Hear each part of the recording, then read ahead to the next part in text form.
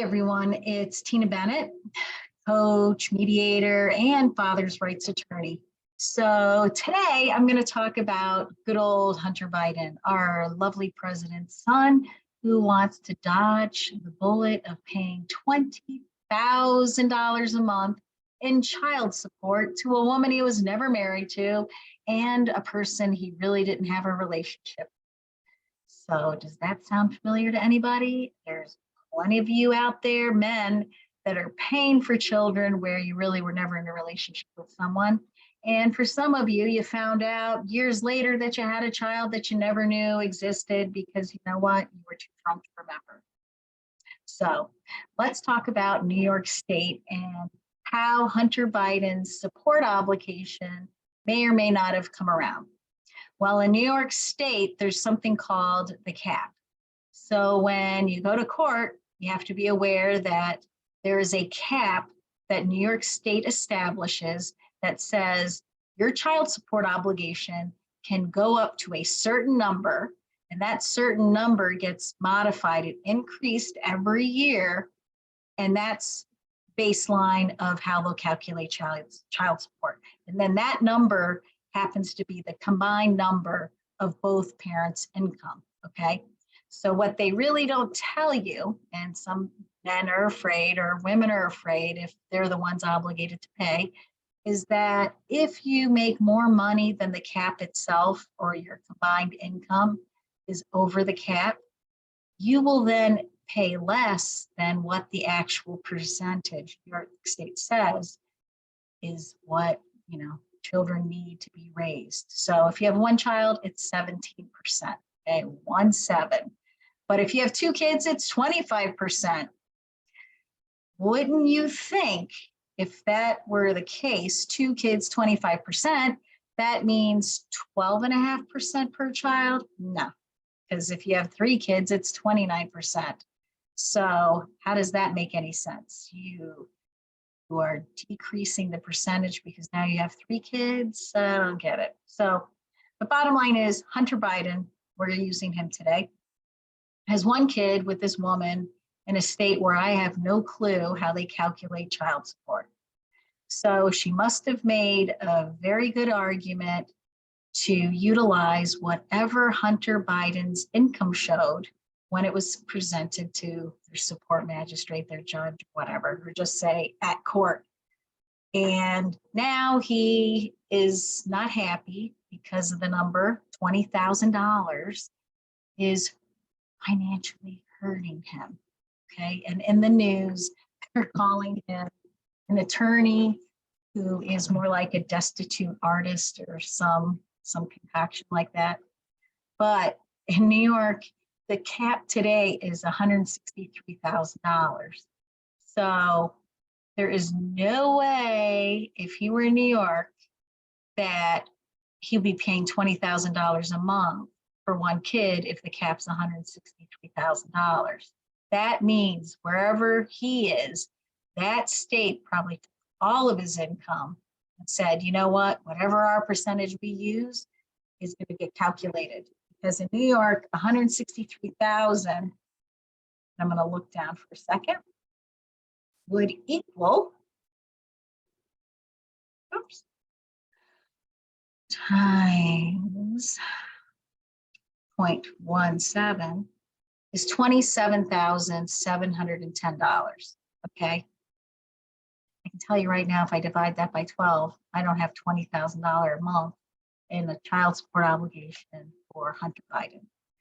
So in New York State, the argument would be, guess what? You don't need to break the cap, meaning let's go above the cap and utilize more of your income to be calculated in child support. So if I divide 27,710 by 12, the monthly obligation would be $2,309 and approximately 16 cents. Okay, 2,300 versus 20,000.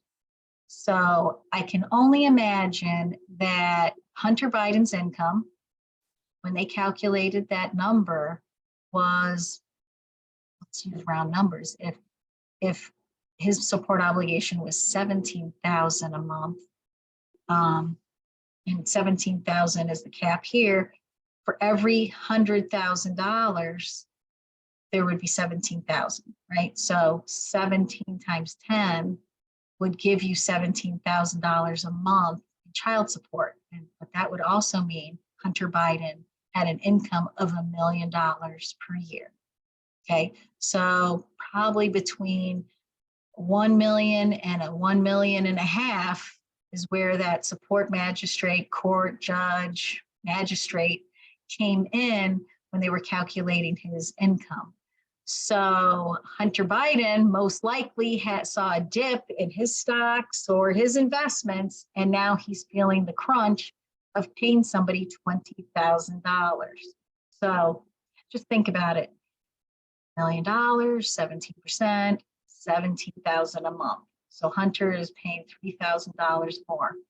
But in New York, in order to go above the cap, you have to show a reason, okay? Not just because the other person makes a significant amount of money. Look, if it were me, I'd argue, hey, we were never together, we're never together, so you can't use that lifestyle argument. Just because you were born, does that mean you have to share my lifestyle? That would be an argument. And here's a guy, I don't believe he has contact with his child, so she doesn't even get the benefit of utilizing any portion of his income, having child spend even weekends. What would they do? That would, her expenses are less for that weekend, or maybe he would pay for school or whatever. It seems like there's nothing else other than $20,000 a month. You're going to pay it and that's it. I don't hear any of the other stuff. I haven't seen any of the other stuff. So just know child support, there's a lot of arguments to be made as to why not to pay such a high amount. I just think some of these high amounts, people aren't actually arguing and saying, you know what? Just because you hit the jackpot, I don't even know what to say. Just because you hit the lottery of sperm, it's kind of offensive. I mean, I'm sorry, it's not politically correct maybe, but women are doing that. It's not even the lottery. They see you. So they're gonna make darn sure they're the parent of your next child because they see the cha-ching. Okay? I mean, don't be naive and thinking, oh, she's having sex with me, and you know what? Think with your head, the top thing between your shoulders, please, because all you're doing is becoming an angry guy because now you have to pay. And perhaps if you're one of the women on the other side, maybe you thought you were hitting the money lottery with this person, and when in actuality, when you do a deep dive in his finances, he has nothing, and you're gonna get a measly, I don't know, if you thought he was making millions and he wasn't, you get that $2,300 a month support obligation, well, you're gonna flip out, okay? And flipping out doesn't help anybody. It just shows that you were only having a child to make money. And if everybody can remember this, it's illegal to sell babies. So I can do a parallel to women selecting men who potentially will pay them a lot of money for having that child, to women that are selling their babies, except they're holding on to the merchandise. They're not trying to give it up. So I'm just doing a little bit of a ramble here about Hunter Biden. He's not alone in trying to modify his child support. Lots of people are for various different reasons. But Hunter Biden, in this case, you better have a good reason to modify, because they are going to do not only a deep dive, they're going to go places where Hunter Biden never thought they could go, okay? So if he really wants another colostomy, I suggest he continue to pay and keep his mouth shut, because technically, if I were his attorney, let's see what I would do if I wanted the money, but I don't represent women really. I would do this. I would say, well, you know what? I am a Biden. I use my name for various benefits to me. How much is that worth? So maybe I find a forensic accountant to find out how much the Biden name is, right? That's just a thought, might not work. Then I would think, does Joe Biden, my dad, not the president, have trust funds set up for me? Are there any assets in which I share with the president? I would start thinking along those lines, and I would want that information. And you know what? I don't have to wait for them to provide it. I could just go get a subpoena and get all their bank records, get all their investments and everything else. I don't need to grandstand and I'm demanding it. No, just get a subpoena. The banks will give it to you. The investment companies will give it to you. And perhaps you know what, serve a subpoena on President Biden to come testify in that support proceeding and ask him and ask the wife and ask other relatives how much they've given this guy over the years. And you want to take all that information and come up with a bigger number. I mean, really? I mean, I don't know what their financial resources are, but sometimes you just have to say, I'm going to live with it. I'm not going to be happy. So I don't really want to reveal what's behind that closed door. Sometimes it's something people don't want to have exposed.